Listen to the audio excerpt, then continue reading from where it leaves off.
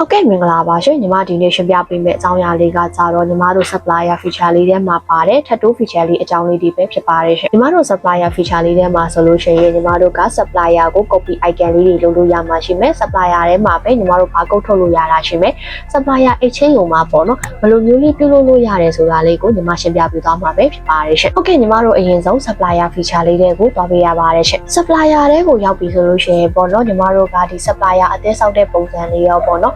်ညီမတို့ကဒါလေးတွေရရှေ့ဗီဒီယိုလေးတွေမှာရှင်းပြပြီးသားဖြစ်တဲ့အတွက်ကြောင့်မလို့ဒါလေးတွေကိုတော့ညီမဒီ YouTube ဗီဒီယိုရဲ့အောက်မှာပေါ့နော်ညီမဒီ link လေးတွေထိုးပေးထားပါမယ်ရှင်ဟုတ်ကဲ့ဒါဆိုလို့ရှိရင်အရင်ဆုံးညီမတို့ voucher တစ်ခုကိုအရင်စောက်ဖွင့်လိုက်မယ်ဟုတ်ကဲ့ညီမတို့ဒီ voucher ထဲမှာဆိုလို့ရှိရင်ဒီ choose supplier မှာပေါ့နော် supplier လေးအရင်ရွေးမယ်ပြီးတော့ရင်ညီမတို့သူနဲ့သက်ဆိုင်တဲ့ item လေးတွေကိုရွေးမယ်ရွေးပြီးတော့ပြီဆိုလို့ရှိရင်ညီမတို့ quantity လေးထည့်မယ်ဟုတ်ကဲ့ဒီမှာဆိုလို့ရှိရင်ညီမတို့က stock list ထဲမှာပေါ့နော်ဘာကုတ်လေးပါတစ်ခါတည်းထည့်ထားတယ်ဆိုလို့ရှိရင်ဒီ action button ကနေတစ်ဆင့်ပေါ့နော်ဘာကုတ်တစ်ခါတည်းထုတ်လို့ရပါတယ်ရှင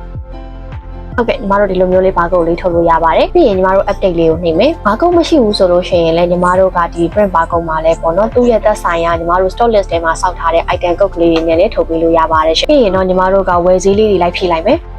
ဝယ်ဈေးလေးဖြစ်ပြီးသွားပြီဆိုလို့ရှိရင်တော့ညီမတို့က copy button ဆိုတာလေးရှိရဲပေါ့နော်ဒီ copy button လေးကဆိုလို့ရှိရင်ညီမတို့ကဝယ်ဈေးမတူတာလေးတွေပေါ့နော်ဒီ item တူတဲ့ဝယ်ဈေးမတူတာလေးတွေရှိရဲဒါမှမဟုတ်လို့ရှိရင်ညီမတို့ကနေပြီးတော့ site and color လေးရှိတဲ့အခါမှာညီမတို့က site တူတဲ့ color ကွဲတယ်ပေါ့နော် color တူတဲ့ site ကွဲတယ်ဆိုလို့ရှိရင်လည်းညီမတို့ကဒီ copy button လေးနဲ့လည်းလုပ်လို့ရပါတယ်ရှင်နောက်တစ်ခုအနေနဲ့ကကြတော့ညီမတို့က FOC item လေးတွေပေါ့နော်လူကြီးမင်းတို့ရဲ့ supplier ဘက်ကနေလူကြီးမင်းတို့ဆိုင်အတွက်ပေါ့နော် FOC item လေးတွေပို့ပေးလိုက်တဲ့ item တွေဆိုလို့ရှိရင်ညီမတို့ကနေပြီးတော့ဝယ်ဈေးမသတ်မှတ်ဖ ೇನೆ ပေါ့နော်ဒီနေရာမှာ copy လေးကိုနှိပ်မယ်ပြီးတော့ရင်လူကြီးမင်းတို့ကို FOC ပေးခဲ့တယ်ပေါ့နော် quantity လေးကိုဒီမှာလာဖြည့်လို့ရတယ်ပြီးတော့ရင်တော့ဝယ်ဈေးရကြတော့ညီမတို့က FOC ပေးထားတာဖြစ်တဲ့အတွက်ကြောင့်မို့လို့ဝယ်ဈေး0အနေနဲ့လည်းထည့်သွင်းပြပေးလို့ရပါတယ်ရှင်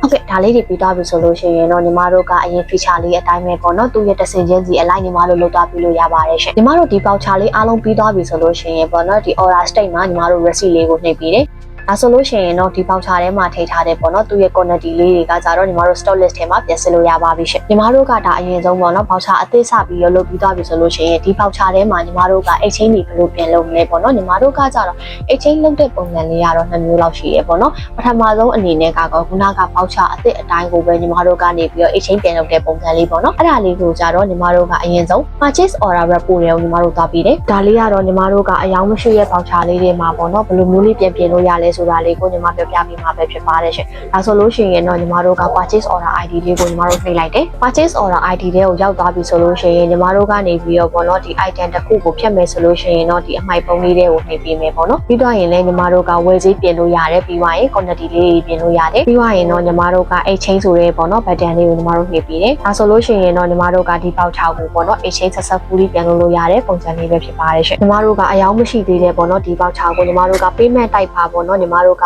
အပြောင်းလဲ exchange လေးပြုလုပ်လို့ရပါတယ်ရှင်ဒါဆိုလို့ရှိရင်ညီမတို့ကနေပြီးတော့ပေါ့နော်အယောင်လေးတစ်ခုပြုလုပ်ပြီးသွားပြီဒါဆိုရင်ညီမတို့က supplier ထဲမှာပေါ့နော်ဒီ voucher လေးကိုညီမတို့ပြန်ကြည့်လိုက်ကြမယ်ဟုတ်ကဲ့ဒါဆိုလို့ရှိရင်တော့ညီမတို့ကဒီ voucher ထဲမှာဆိုလို့ရှိရင်ခုနကအယောင်ရှိပြီးသား item တွေကကြတော့ညီမတို့ပေးမဖြတ်တော့ဘူးပေါ့နော်ညီမတို့ဒီဘက်မှာပေးမဖြတ်တော့ဘဲနဲ့ညီမတို့ဒီအမှိုက်ပုံးပေါ့နော် icon လေးပြောင်းနေတာကိုတွေ့ရမှာပဲဖြစ်ပါတယ်ဒါဆိုလို့ရှိရင်ညီမတို့ကဒီအယောင်ရှိပြီးသား item တွေဆိုလို့ရှိရင်လည်းညီမတို့က quantity တွေပါတယ်လည်းညီမတို့ပေးမပြင်တော့ဘူးပေါ့နော်ဒီ all order history မှာကကြတော့ညီမတို့က voucher ရှိပြီးသားဆိုပေါ့နော် voucher ရဲ့ date နဲ့အချိန်လေးကိုလည်းညီမတို့ပြပေးထားပါတယ်ရှင်ဟုတ်ကဲ့ညီမတို့ဒီ voucher မှာပေါ့နော်ရှိပြီးသားအယောင်ရှိပြီးသား item တွေဆိုလို့ရှိရင်တော့ညီမတို့ကဝယ်ဈေးပဲပြပြင်တော့တယ်ပေါ့နော်တောင်းတာမရှိတဲ့ item တွေဆိုလို့ရှိရင်တော့ညီမတို့ကဒီနေရာလေးမှာပေါ့နော် quantity ရောဝယ်ဈေးရောပေါ့နော်တောက်လျှောက်ပြန်ပြင်ပေးလို့ရပါတယ်ရှင်တောင်းတာရှိတဲ့ item တွေဆိုလို့ရှိရင်တော့ညီမတို့ကဝယ်ဈေးပြီးတဲ့ပေါ့နော်ပြန်ပြင်ပေးလို့ရပါတယ်ဒါလေးကတော့ညီမတို့ supplier မှာပေါ့နော်အသစ်ထပ်တိုးပြီးပါလာတဲ့ feature လေးတွေအကြောင်းပဲဖြစ်ပါတယ်ရှင်ညီမတို့ဒီ video လေးကိုအဆုံးထိကြည့်ရှုပေးရတဲ့အတွက်လည်းညီမတို့ဒါရာဆော်ဝဲမှာကျေးဇူးတင်ပါတယ်ရှင်